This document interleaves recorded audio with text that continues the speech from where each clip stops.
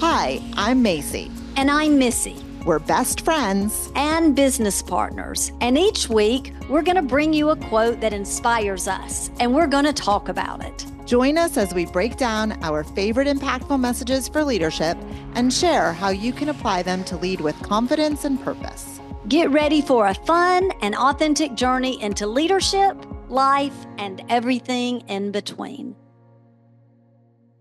Well, hey, bestie, happy podcast day. Hey, bestie, we're here for another podcast and another great quote and another awesome guest. Yes, this guest and the quote have been so amazing, as has all of our guests been. They've all been amazing. Yeah, we're really blessed to have such incredible people in our lives that would give up their time and spend it pouring into our listeners. And today is no exception to that. Lisa Grant is amazing. I think so far we've said incredible, amazing, great, wonderful, right? But before we let her introduce herself, let's go ahead and share today's quote, Macy. Yes, today I'm going to share the quote, and it is this: great leaders don't just manage performance, they cultivate potential. And that was, I know you like to say penned, so I'll say it too. That was penned by Ken Blanchard. Great leaders don't just manage performance, they cultivate potential. It's a good one. It is. I am excited to talk about it. So welcome, Lisa. We are so glad you are here. You were one of the folks on our wish list as we began. And so we're glad that we were able to connect. Before we ask you about what the quote means to you, can you share with our listeners a little about yourself? Like, who is Lisa Grant? Oh, wow. That is a good question. Thank you so much for having me. I am honored just to be asked to participate in this podcast. I have been in leadership now for, I don't know, maybe 25 or 30 years. And leadership is certainly a journey. I have 37 plus years in federal service. I serve as the Deputy Clerk of the U.S. House of Representatives currently. And I will retire from that role quickly in the near future. Okay. So I'm excited to be here and to talk leadership with you all. Well, that is so great. And one of the things that Lisa did not say, and a lot of our guests, they don't say this about themselves when they've won awards, but I always love to cheer and clap for the awards. And Lisa, in 2010, you were named one of the top 100 women in government and technology by GovFresh. So we're going to celebrate you and applaud you because that is an amazing accomplishment. And most people, when they share about themselves, they don't share the accolades, but I was going to say, she's got a list of accolades. Oh, I'm sure. That one really stuck out to me. So, well, Lisa, now that we have a peek into who you are, why don't you tell us what this week's quote means to you? And I'll say it again. Great leaders don't just manage performance, they cultivate potential. So what does that mean to Lisa? So for me, that means, and it really is the way I chose to be a leader. Okay. I chose to cultivate the people. So for me, that quote means I'm not tactical. I'm not looking at meeting the milestone. What is our goal? Have you talked with X number of people today? What are you doing? I'm more into mentoring and helping and growing the person to become a leader. And I think that's what it means to cultivate people to grow. Just like any garden, you've got to nourish it. You've got to water it. You've got to feed it. You've got to give it the right nutrients. And you got to know when it's time to pull it. And let it go on its own. I Good. love that analogy. Missy, what does that quote mean to you? I mean, basically, it means getting the best out of your people. Is what it means Sure. to me. Like Lisa used the garden analogy. It's getting those fruits out of the people. It's what they were purposed to bring into the world, into the organization, and it's really as a leader being able to find it, see it, and help them bring it to the surface. What about you, Yeah. Mayce? I would say, when it says great leaders don't manage what performance, to me, you're right. Great leaders don't manage performance because leadership isn't about the processes or the systems or the performance. Yes, those Yeah. things are important, but that really is management. Leadership is the other piece. It is the cultivating people. It is the growing people. So I split the two in half, right? The first part of that quote really is more about the manager hat, and the second part really is about wearing the leader hat. So true. Okay, so Lisa, with this in mind that great leaders cultivate potential, why do you think so many leaders stop at managing performance? Because they're focused on the output and not the inner person. So they're Mm. focused on goals, meeting some sort of metric, and they're not focused on the individual person. I used to say, when I would enter a new organization, I've managed multiple organizations within the federal government. Uh, three of the last four, I came from the outside. So the employees did not know me. Mm. So I didn't grow with them in that organization. So I had to come in and gain trust with those individuals. And I would tell them three things. This is my leadership philosophy. I put God first, I put my family second, and I put work third. And I wanted them to do the same thing.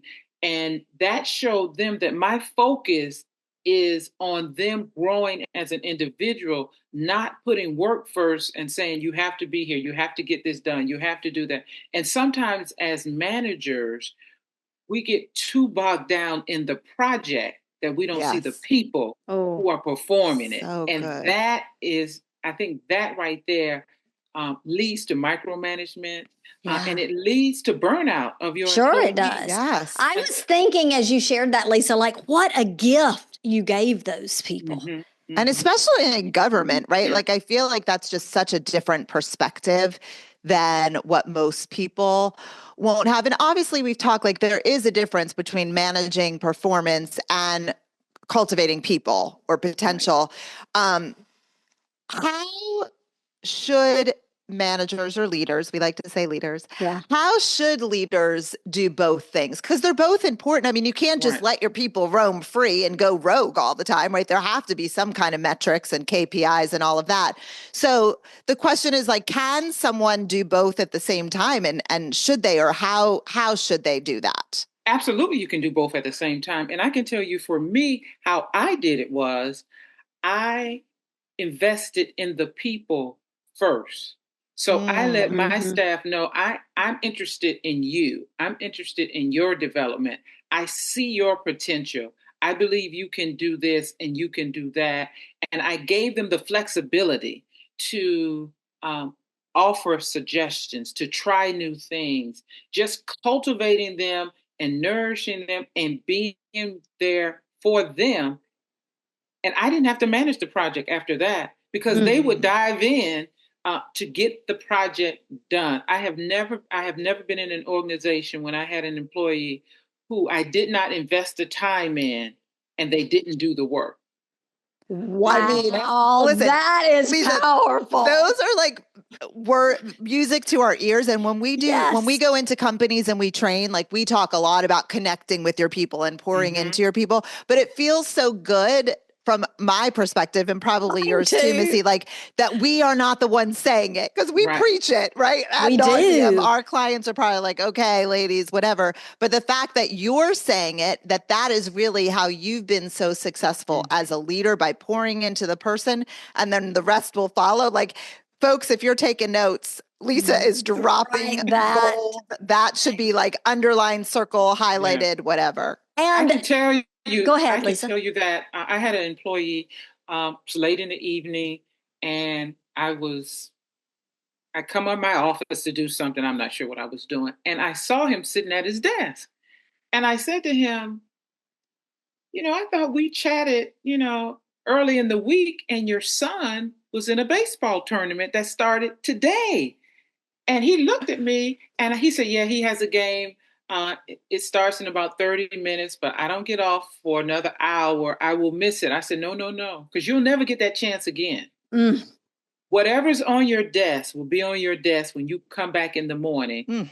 But your son will be in that tournament just this one time. Wow. This is one day you cannot get back. You need to leave. And I think he was so shocked at that, but he got up and he left. But also my staff also knew at the time I had a son, a young son. He was still at home, and they knew if he was performing in the band, I was going to be there. If he's running track, I was at the meet. Nothing came before that, and I made sure with my staff that they did the same thing. And the next day he came back. He was like, my wife was so shocked that I showed up. Wow. And that I didn't miss the first game. And he said, my boss said, go. And I went. And she was like, oh my gosh, you've never worked for anybody like that before. And that's incredible. And what the cool part about that, Lisa, this gentleman is going to work harder for you. Yes. But his wife is going to cheer him on. She's bought in now. She's bought into him staying late if he had to stay late one night because of you. So the impact, it truly is a ripple effect. That's amazing. And I have to say this, like Lisa, when we're teaching like when we teach in our trainings, like what motivates people, and people understand that family's important. That is an exact example of what we use, kind of metaphorically speaking, that you live out and that you've created that culture. Yeah. And so it's amazing. Thank you for sharing that. Macy hinted to this earlier, but I'm so curious. I want to know, because you've had a long career in the government, and that government comes with lots of structure and regulation, or at least from the outside looking in. And so as a leader, how do you create space in that kind of environment to cultivate potential? Well, first, I'll go back to what I said earlier. I set the standard when I first get there. Here's what's important to me: God, family, work. This is what is important to me. And everybody who worked for me understood that. Throughout my 30 plus years of leading people, they all understood that. And because it's government, and you're right, there is a lot of structure, there's a lot of regulations that we have to do, but none of that comes before yourself. And so I pour back into my people. I make sure that they're okay. I make sure that they have exactly what they need in order to perform. And that same gentleman that I told the story about with the baseball, he eventually left my organization and got a promotion. But when I was still managing that previous organization, he would call me from his other organization. Lisa, is there anything you need? He didn't even work for me anymore. Oh, but he said, wow.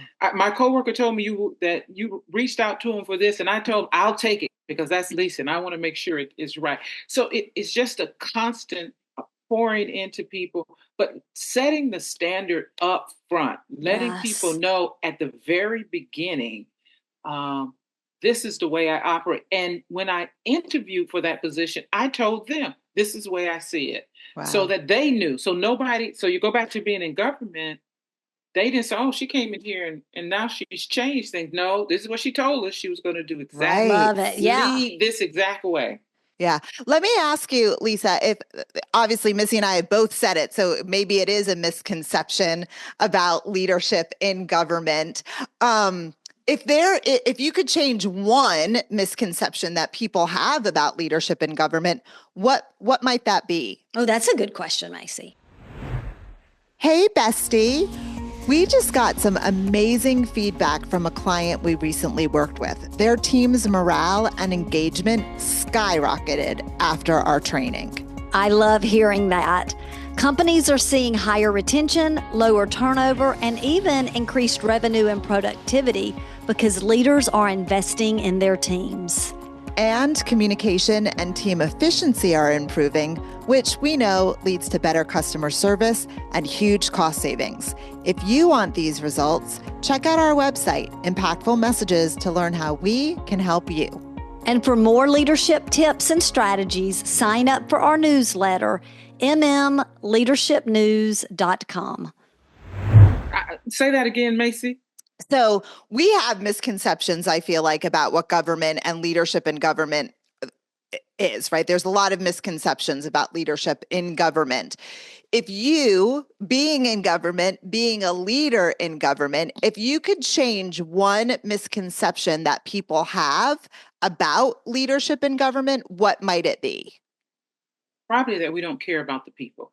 Ooh, okay. You know, my mother would always say to me, just be kind. Just be kind and so much will come to you. So I think sometimes you see things on TV and you're thinking, oh my gosh, these people, bloodthirsty. They don't get along with each other. They don't know how to talk to each other. But in the area where I have worked, that has not been true. And so I would say that I have reported to some outstanding leaders from the executive branch into the military to the legislative branch. And they have all just been kind people.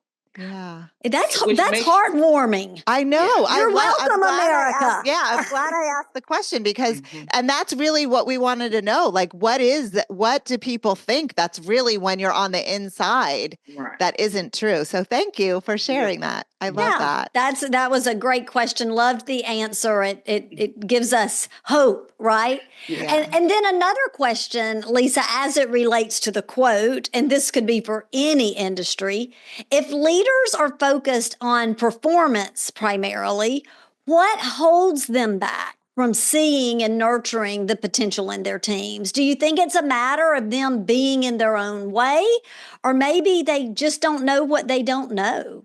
Well, sometimes they're getting pressure from above to meet certain milestones, to meet certain metrics, to hit certain goal lines, and they push that down. I mean, I've had those same pressures, but I just responded differently.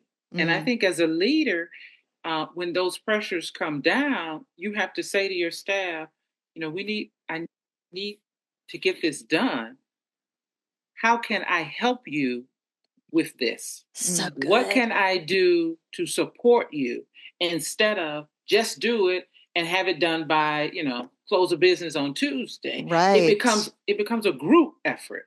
I have worked in organizations that had a lot of pressure in them. And my staff will tell you that I did every job that they did. Every job that they could perform, I performed. And I did, and I learned them all, and I did them all to relieve the pressure from them. Yes. So that they had, 6 acquisitions on their desk that they needed to get done. I tap them on the desk and say, hey, hand me 2 of those. I'll take care of them. And they're like, Amazing. Oh my gosh. And so I think as leaders, you have to turn that pyramid upside down. You're at the bottom. The pyramid is like that. That's the people. And you're sitting here pushing up to them. And I think that would help them, leaders. If leaders understood that, you wouldn't have to worry about the pressure, because you don't have to say to your staff, you know what, I think you're going to have to stay late. They'll say to you, can I stay here? Yeah. And get this done? Can I help you? What else do I need to do? You need me, Lisa? What else can I get done? Just like my former employee calls me and said, let me know if you need something. You don't even work for me anymore. It's the Right. same Oh my concept. goodness, you're speaking So, our I language. know. So obviously, Lisa, we know that learning and growing is important to you, right? So what's a leadership lesson that you didn't necessarily learn in a course or a training, but only through experience? And I have to say, I love that question. We have to start asking all of our guests this, Macy, like moving forward, we just have to. Yeah, it's a good one, I think. You know, I think I learned that I needed to treat everybody individually. I could Yes. not group everybody together and think everybody thinks alike, everybody will perform at a certain speed, everybody will move in the same direction or think like me. And so once you understand that and you listen and you meet people where they are, then you grow a cohesive team. You grow a team, and you know as a leader who you can give certain projects to and who you can't give certain projects That's to. right. And it's not anything against the person that you can't give it to. It's just that this project doesn't meet their skill set. That's right. It's knowing Something else. people's skill set. So you got to Skill know set. right, Yeah. and so you got to know the person individually and not group everybody as one. We are a team, but we're individuals that make up that whole. It's so And funny, Missy. I feel like if our listeners are listening and they've listened to other things or they've sat through our training, they're going to be like, these girls told Lisa what to say. I know. I mean, literally, like you are not only speaking our language, but it's like, I can't even explain it. Well, it's like I you're was saying gonna everything that we teach and preach. We're just so Yes. in alignment. I was about to say to you, Macy, like if one of us got sick and we had a training planned, we could call Lisa to pitch it for the other. Absolutely. We absolutely could. I'll be All right. happy to do it. Oh, well, thank you. Okay, another question for both of you. Have either of you ever had a leader that was more focused on performance rather than potential? Like they cared about the number, they cared about the KPI, they cared about the metrics. They were more focused on that instead of your potential. And if so, how did that shape the way that you lead or how you look at leadership now? Good question. Lisa, I'll let you go first if you Okay. have an answer. So first, the short answer is yes, I have had a leader like that. And I had to gain the trust of the leader. I had to let the leader know that I perform better under certain situations and demonstrate that so that they would have the confidence in me that they are not pounding down on the metric. And some of my leaders that I've worked will tell you that, my key phrase is, don't worry, I got it. And they said when they would hear that, they know, okay, well, I don't have to worry about it because whatever it is, Lisa's going to make sure it's done. So I think it's just gaining trust in the leadership and demonstrating to them that they don't need to be worried so much about the performance metric. I will make the performance metric. No need to worry. I've got the skill set. I know how to grow my people. So they had to see me grow my own people. Yeah. So they're there, and they had to see how I dealt with my own staff to understand. Okay, it's worked out better as she pours into her staff versus pounding down on the metric or the goal. That's good. I would actually say I don't think I have. I don't think I've had a leader that focused more on my performance than me as a person. But like Lisa, like you, Macy, I'm a high performer. I'm an overachiever. And I think that that's pretty evident from the moment that I start working with something. I'm very passionate. I go all in. I give it all I've got. So maybe I have had one, but I've never had anyone make me feel that way because my goal is always to exceed expectations, make them happy with what I'm doing, and please them. So I can't say that I can think of a leader that's ever made me feel that way, although inside they may have. What about you, Mayce? Yeah, I mean, I absolutely can think of a couple of people. And what I think about that is I don't think it had anything to do with me. It had everything to do with them. Yeah. And maybe they were worried, not because I wouldn't perform well, but maybe they weren't performing well and they had someone to report to. But yes, I have. And I think a lot of it also goes back to what we preach in our trainings, that we've talked a little bit about this, and I think Lisa has displayed so perfectly. It's about connection. And leaders that don't care about connecting with their people, they're only ever going to be worried about the number because they're in it for them. They're not in it for any other reason. They don't care about their people. I've unfortunately, in my lifetime in corporate America, have had many, many poor leaders as examples, which I think is why I'm so passionate about leadership, is because I know what it should look like. I know what it could look like. So I think that makes me really passionate about what we do.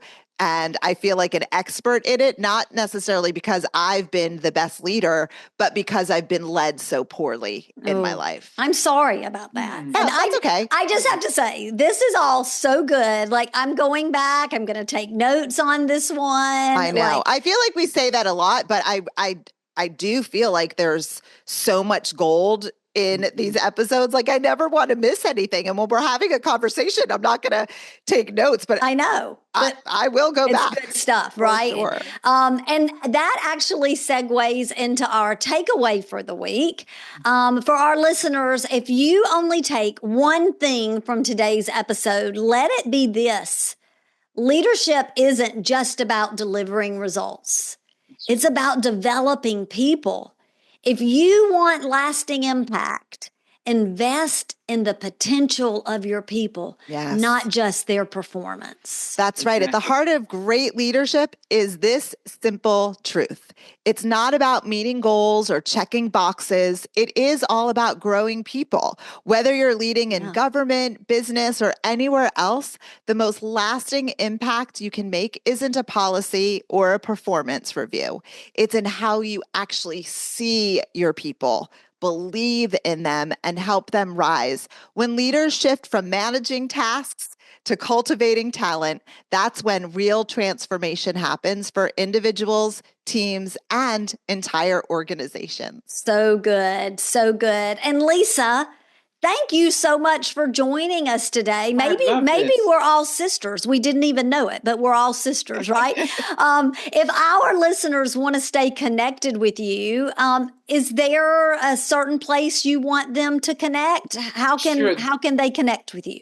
They can connect with me on LinkedIn. Okay. Lisa P. Grant. That's okay. Yeah, and we'll put it in the show notes we'll as well. Yeah. And they can collect with me on Instagram, same handle, Lisa P. Grant. Okay. Awesome. Well, Lisa, as we wrap up today, we do ask this question of all of our guests. So what is your favorite leadership quote? What's your favorite, Lisa? Your favorite leadership quote? So I will say it's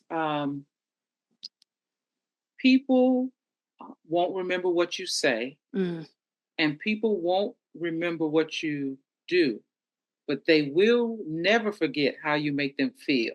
It's one of my favorites, Lisa. And this is what I know. You've had a lifetime of a career where you have made people feel seen, known, believed in, and there will be people for years to come to talk about the influence that you've had on their life. Thank you. And they were lucky to be led by you. Yeah, it's pretty obvious just in the stories that you're sharing and the way that you shared what was on your heart today that you have made a lasting impact in people's lives. Can I share one more story with you? Yes, sure. So my mother, favorite little creature is a butterfly. She has thousands of butterflies, this and that, pendants, cups, you name it. And I said, why do you like butterflies so much? And she said to me that the butterfly, we see the beauty that they are now, but they don't start that way. And if you take time with people and you invest in people and you cultivate people, they will grow from that caterpillar to a beautiful butterfly and go off and do amazing things. Invest in the people. And so that's where I got it from. So good. So well, good. You are a precious person. Thank you again. And for our listeners, do you have a favorite leadership quote? Let us know that too. And we may just spotlight it on a future episode. We'll be back next week with another quote and more leadership insights. And you know what we're going to do? We're going to talk about it. Bye, Thanks, Bessie. Lisa. Bye, Lisa. Thank you. Bye-bye. Thank you. Thank you for listening. If you're enjoying this show, please show us some love by clicking the 3 dots to download the podcast, leave us a 5-star rating on your podcast app, and talk about it with other leaders to help them find the show from any of the major podcast apps. We'd love for you to follow us on social media too. Mpactful with an M _ messages on Instagram and Mpactful Messages on LinkedIn.